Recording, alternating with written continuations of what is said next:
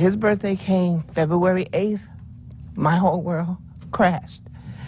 Because it's not just him, he's a twin. So how can I celebrate a birthday with one and I brung two in this world? That was Lisa Patterson, mother of missing person Yiear West, talking about how she can't even really celebrate the birthday of his twin brother appropriately because she's wondering what happened to her son. He's been missing for over 5 years at this point. The media circled around this story a little bit early on, but it has really seemed to trail off over the years. I think it's time that we helped bring some attention back to Yiear's case. I think it's time that we turn on the searchlight.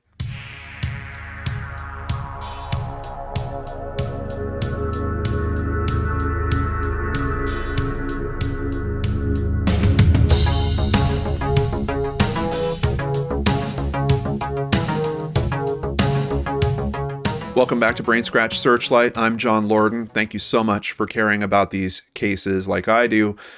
And today we're looking into the disappearance of Yiear West. Let's go ahead and get started at NamUs. Thankfully, there was already a profile created here. We can see we've got a picture of Yiear James Samuel West, a black African-American male. Date of last contact, December 9th, 2016. We are now over the 5-year mark. Missing from Wilkes-Barre, Pennsylvania at the age of 28. He would currently be 33 years old. Stands at about 6'2", weighs around 230 pounds. For the circumstances, last known leaving work at Outback Steakhouse in Wilkes-Barre Township at about 4:30 in the afternoon when his work shift ended. West left work by foot. He was last observed on surveillance video on Cole Street by Corner News at around 6:30. And there's even some questions about why it would take him that long to walk from one location to the other. We're going to see that there was actually a stop in the middle of that, and that actually adds a little distance. We'll get into all those details. Hair color, black, dreadlock, shorter shoulder length. So kind of like this photo that's under me right now. He does have dreads. I know some of the photos that we're showing, he's got his hair cut much shorter, but at the time that he went missing, that's how it looked. Facial hair description, goatee, which once again, some of the photos like we're seeing down below me right now, he doesn't have that. And eye color, brown. In terms of distinctive physical features, there's a scar under his right eye. I don't know if that really comes up in the photos. Also burn marks on his right and left forearms from working as a grill cook. He actually had 2 jobs at the time, and both of them were as a cook.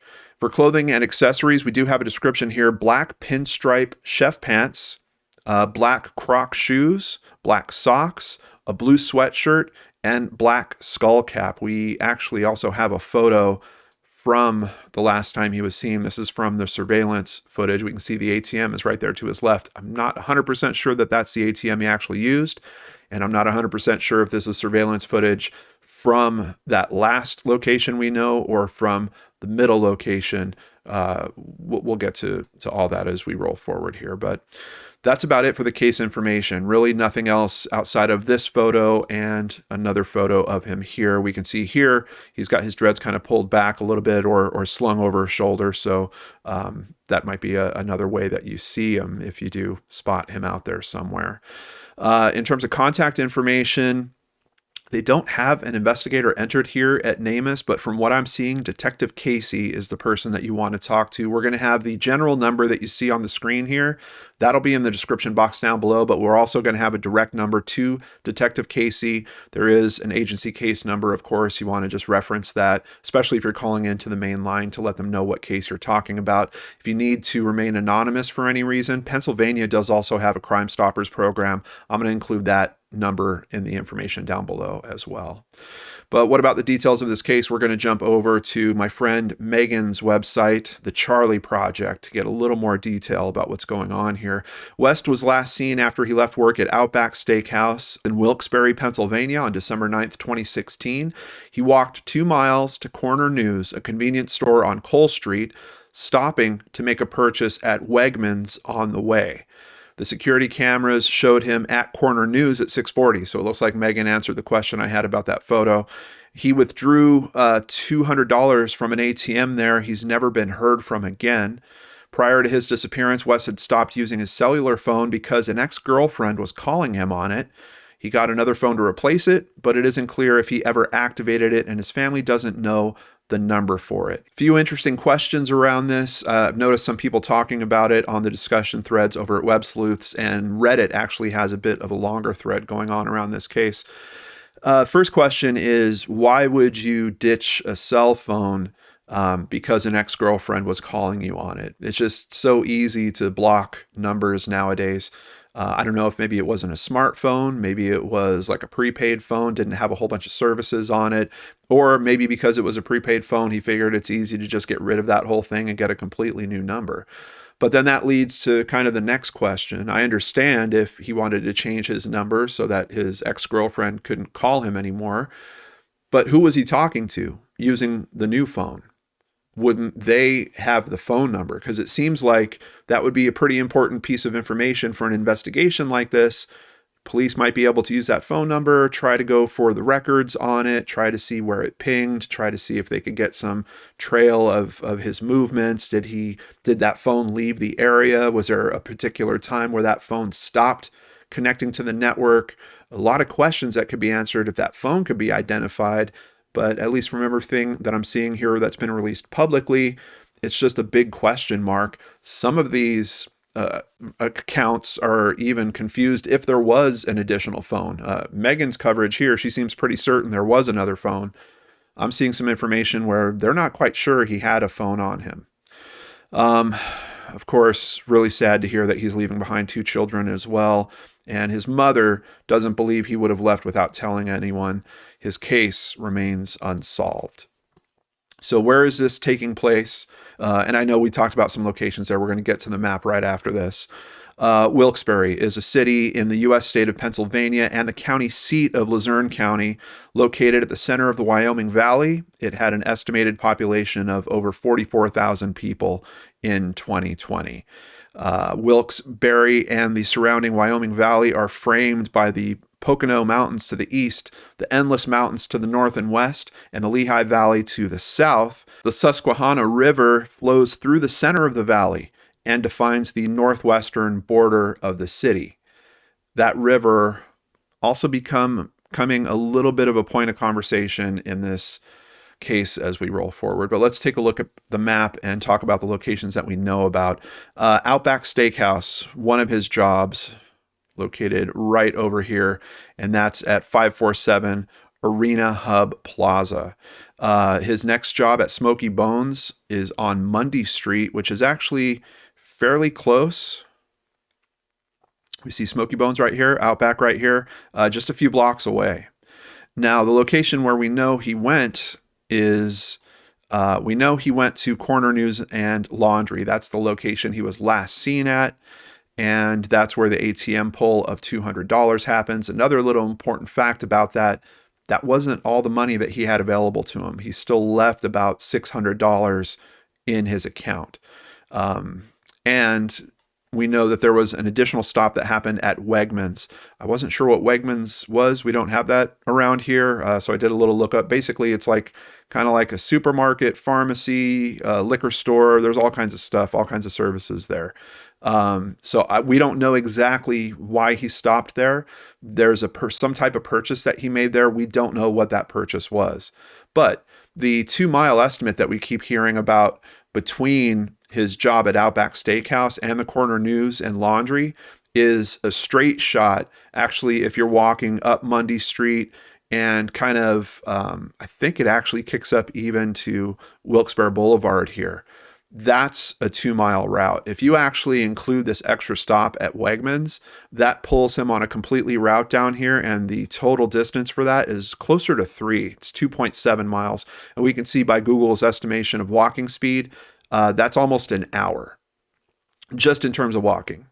And we don't know how much time is being spent at Wegmans. We don't know how much time is being spent at Corner News and Laundry.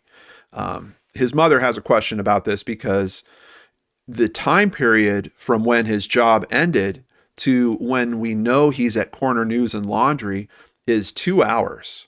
So even taking this walking path, that's only 1 hour of it. There's another hour that somehow gets burned in this timeline, and we don't know where. But like I said, I mean, did he stop at Wegmans? Did he get something to eat? Was he shopping? There's no answers for those questions at this point.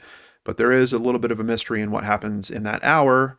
We do pick him up at the Corner News, and then, of course, we have no idea where he's gone since then. Over at pahomepage.com from February 13th, 2017, family and friends of a missing man from Wilkes-Barre are still holding out hope. Meanwhile, his 2 young children are left wondering when their father is coming home, but no one has any answers. Detective Charles Casey told Eyewitness News this is an active investigation, and he continues to conduct interviews. Anyone with information about this case should give him a call at the Wilkes-Barre Police Department. Once again, those numbers are in the description box down below. I'm sure you could also get them by using the number that's on the screen. Also, kind of just a little thing I noticed here. There is some contact. Obviously, we have a detective talking to the news at this point. There's a few other articles I see where they're kind of reaching out for comment, and they're not really getting much communication from the police department. And admittedly, you know, some of these articles kind of hit the typical missing persons. It's been a year. Is there any update? So, I mean, it's not unheard of that sometimes law enforcement doesn't get back. And of course, you're working with timeframes of the writers on these articles as well. So if law enforcement gets back a day late, then, you know, that note just stays in the article forever that they didn't get back in time. But here at timesleader.com from April 3rd, 2017, we've got another picture here of Yiear. The silence is what puzzles Lisa Patterson. If he wanted to vanish, he would have told me. Even if he wouldn't have told her, if you wanted to vanish, wouldn't you have taken all the money out of your account?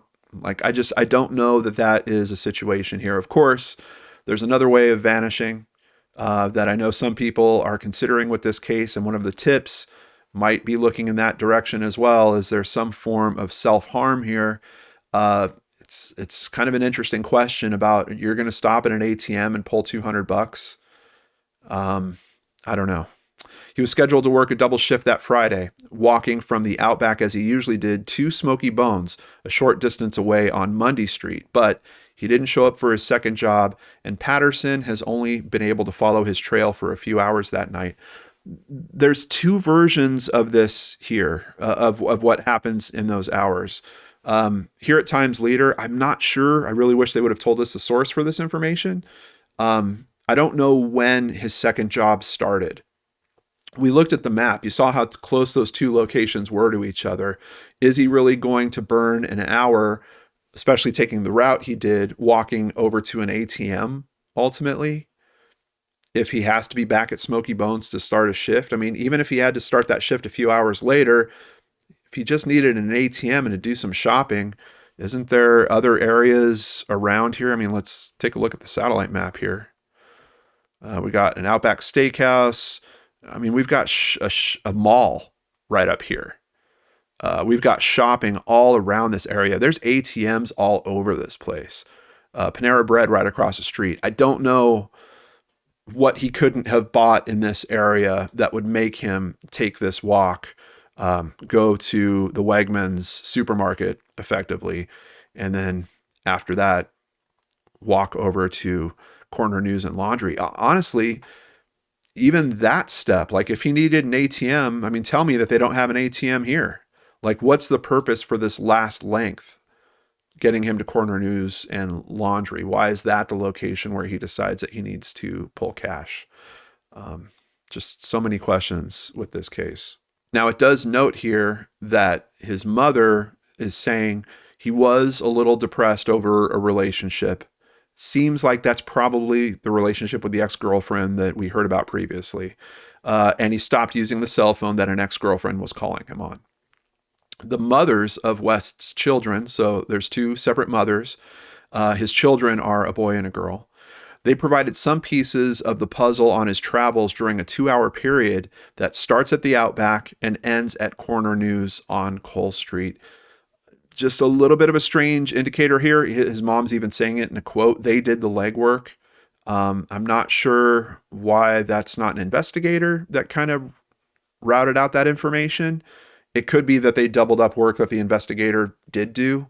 I would like to know, like, the picture of him at Corner News, was that prompted by the mother of his children finding that location and then telling police about it, and then police are going and asking for footage? Or did they speak to the owner of that business and source that footage, get that picture of him in some way? It's an interesting aspect to this story because, of course, with missing persons investigations, we're always wondering, what are the steps law enforcement's taking? And the families are always wondering, is law enforcement doing enough? I mean, for more on that, see this week's Wednesday episode where we're talking about the Jason Landry case. But back to the article. They were able to determine he left work at 4:30 p.m. and he went to Wegmans where he made an undetermined purchase. He then showed up at the newsstand at 6:40 p.m. So honestly, a little more than 2 hours, 2 hours and 10 minutes, where he withdrew $200 from the ATM. The store's surveillance camera caught images of West walking in wearing a blue shirt. So we're pretty certain now that it looks like that surveillance footage is from the Corner News store. There have been reported sightings in a car at Sherman Hills, in a car in Hazleton, but his mother, Patterson, has no confirmation that those sightings were actually her son. A new tip came in, and keep in mind, this is back in 2017, this article. A new tip came in reporting that on the night of his disappearance, and I'm hearing this reported two ways too. Here it's saying that he jumped from the Black Diamond Bridge that spans the Susquehanna River. Another version I'm hearing is that it was called in that someone jumped from the Black Diamond Bridge, that it wasn't a person that was identified as being him. It's kind of the two different versions I'm hearing on this. Let's take a look real quick. This is the Black Diamond Bridge. We can see its location here. If we bring up the map that we've been referring to with all the locations we know about, it is actually, it's a bit easier to identify when the water is marked up here. It would be further west and just a little bit north. It's this line right here that's going right over the Susquehanna River. It's a railway bridge. Based on these photos, I don't know that it's made for walking on. I mean, there's certainly a wide enough area that you could go walking out. It looks like kind of a serious wall that's along the side of it. I'm sure someone determined can certainly get over the wall. But then another question is what's on the other side. Looks like this is probably a pretty serious drop. I would say 40, maybe 50. I don't know. Looks more around like 40 feet to me. And would something like that be fatal? I don't know. I don't know how to answer that. And of course, there's also, does the person that jumped in the river know how to swim is a big question as well. What happened when that tip got called in? Well, rescue teams from the city and Hanover Township investigated, but couldn't find anyone in the water. I'm not sure what the tide is like. I can tell you just from the pictures that I've seen of this, it looks like it's kind of a calmer water source. Of course, different times of year, different things can happen. I understand that, but at least from the few photos I've seen of it, it doesn't look like, we're not talking raging rapids here. So if a search and rescue team did go out there, I think there'd be a pretty good chance that they would find items or a person if that was really out there. At pahomepage.com, another update from April of 2017. What about investigators? What's their approach with this? Investigators not ruling out foul play yet. West's family thinks he did encounter some bad people, and they just want answers. His mother says, I just want answers, good or bad, just answers. It's the only conclusion that I can come up with, she says. He's no longer with us. No words for 4 months and nothing from him. And of course, here we are 5 years after the fact, and we still don't know where Yiear is. So I think it's hard to try to argue with his mother's assessment there. Also, it keeps sticking in my brain the fact that he pulls $200. He's got 600 more that's sitting in that account. I mean, if he really wanted to disappear, I can't imagine that he would.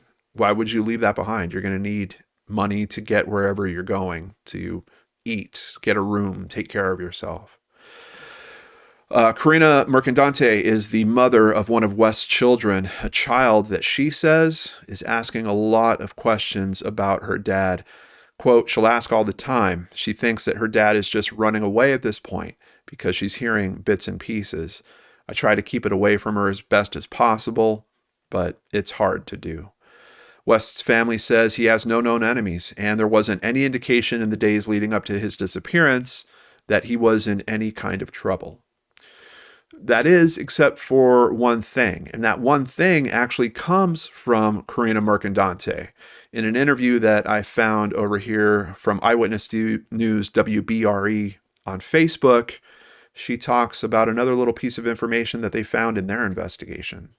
It was said that by a coworker that he was on the phone, on the Outback phone, stating that he was being hurt, like, leave me alone, I don't associate with yous, stop harassing me. Certainly sounds like conversation that could be happening with the ex-girlfriend, right? I mean, especially if his old phone number isn't working anymore. She knows where he works. She could call there, not say who she is, ask to get him on the phone. I mean, he can't change the phone number for Outback Steakhouse, obviously. But with the type of conversation that we're hearing here, could also be someone else. Could be something else that's going on here in his life that maybe his family doesn't know about. We certainly aren't aware of. So it's interesting. You know, they're kind of making a clear statement. We don't know of any enemies that he might have. But then we're also hearing right before his disappearance, he's having some type of tough conversation with someone from the company phone. Unfortunately, not a lot of developments after that initial push with the news media. The next update I found is from June 2019. Family begs for answers and closure 2 years after man goes missing. This over at fox56.com. His family is desperately searching for answers. Quote, he got murdered. He's murdered. My son is gone. I just want the closure, his mother, Lisa Patterson, said. He walked 2 miles without a cell phone. This is a quote from her. So once again, I'm just kind of throwing out there, we're hearing, some different versions of what's going on here. He was supposed to walk home and see his mom and 2 young children, but it just seems to have vanished. So there we're hearing a different thing too, that doesn't necessarily not fit. I mean, it could be that his second shift was starting a little bit later, and he had enough time to actually walk, stop and do this shopping, stop at the ATM, and that his plan was to stop at his mom's home and spend time with his kids there, and then possibly go back to work after that. But to her point, quote, there's a 2-hour window from when West was at Outback to the corner store on Cole Street. It's not going to take you 2 hours to walk down the hill. Even with that extra stop that we've noted here, it's still not going to take you 2 hours. So it is kind of interesting to me that we have that 1 hour gap. No body has been found, and I don't believe they threw him in the Susquehanna River. I don't believe he fell in the Susquehanna River, West's grandmother, Bobby Patterson, said. I believe they took his body and threw it in the mines. Now, at first, I didn't know what she was talking about here. I'm not so familiar with Pennsylvania. Apparently, there are a ton of coal mines in that area. So it seems like that's what she's referring to. I'm not finding any information to really kind of point in that direction, but you've got a family member missing. You live in that area. You know that there's a bunch of mines around. Like, are you going to consider that possibility as well? I think so. But just once again, I'm not seeing anything that's really kind of leading us to, hey, we need to start searching mines. I don't know if, like a tip would come in that would point him in that direction, something like that. I'm not seeing any investigation steps that are kind of around that either. So I just want to be really cautious with that. But that's what his grandmother thinks. So Families just try to understand this stuff. They try to stay open to all possibilities that sometimes you and me and sometimes law enforcement would just easily dismiss. And you know what? These cases surprise us a lot with their outcomes and their turns. So who's to say it's not possible? Another article at fox56.com, this one from July 2019, about family and friends walking to raise awareness. Today, family and friends came together for an awareness walk through the streets of Wilkes-Barre.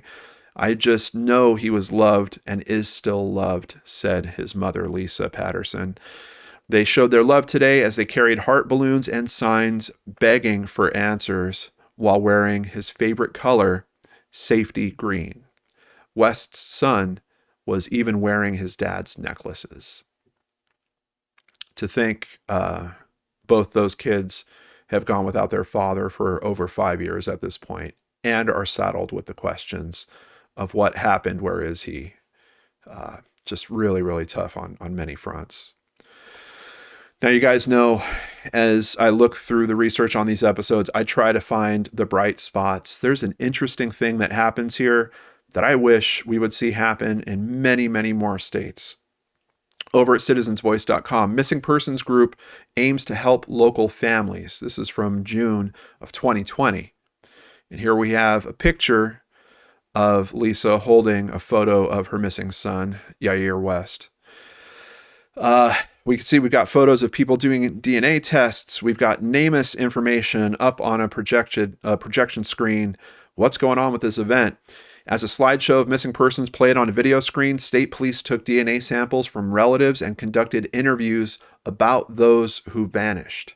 Finding the missing was the main goal of a program conducted at Wilkes University that was hosted by the state police and the Luzerne County District Attorney's Office. What an amazing idea. What a great way to reach out and to just give a little dose of hope, a little bit of a hug to the families with missing loved ones. Why don't we have this happening all over the country? I don't know. Loved ones of missing people from throughout Northeast Pennsylvania shuffled into the school student center to visit various stations set up to assist. They included one for criminal background databases, one for DNA testing, and one for conversations with detectives. Do you know how often I speak to these families because they're looking for some form of advice on some consideration or approach that they want to use? What a great thing for them to actually be able to sit down with someone that lives this. I mean, I consider that I live these types of cases on a day-to-day basis. Detectives live these types of cases on a minute-to-minute basis. It's a fiber of their existence, basically. Their level of experience is at a completely different spot. But how do you get to have an open conversation with them like that? What a great forum. What a great thing to happen. I want to see it more. One of the booths was for NamUs, the National Missing and Unidentified Person System. It's a nationwide database associated with the U.S. Department of Justice. Of course, we know them very well here on the channel. They collect all information about the missing to help identify remains when they are found. They also collect information on those unidentified remains so they could line that stuff up. How do they do that? In many cases, they need DNA. Amy Patterson, 53, of Academy Street in Wilkes-Barre, came to provide a DNA sample in case the body of her son, Yiear West, is ever found. West's twin brother also provided a sample. Patterson said West, who was 28 when he disappeared, is missed by a loving family. I want to locate him. That's what I want, she said. Unfortunately, that is all the news that's out there on this case at this point. There is a Facebook group looking for Yiear West. I'll have a link to that along with all the sources that we covered here today and a little bit more in the description box down below. There was a GoFundMe that was running for this case at one time. They've closed it. I wish it wasn't closed because I absolutely would have donated to this. But it is closed at this point. There is a web sleuth thread It's not very long. It's just a handful of posts at this point, but there is a bit of a good conversation happening over at Reddit. So if you're looking for conversation outside of the comments here on YouTube, please, let's talk about this case in the comments down there. Let's share ideas about different methods that could be employed, different ways the family might be assisted in this. Those are the really important things that we want in these comments here, because there's a really good chance that one of those family members are going to come along this video, and maybe it's your idea that's going to help be that next step for them. But another conversation going on at Reddit. I'll have a link to that down below as well.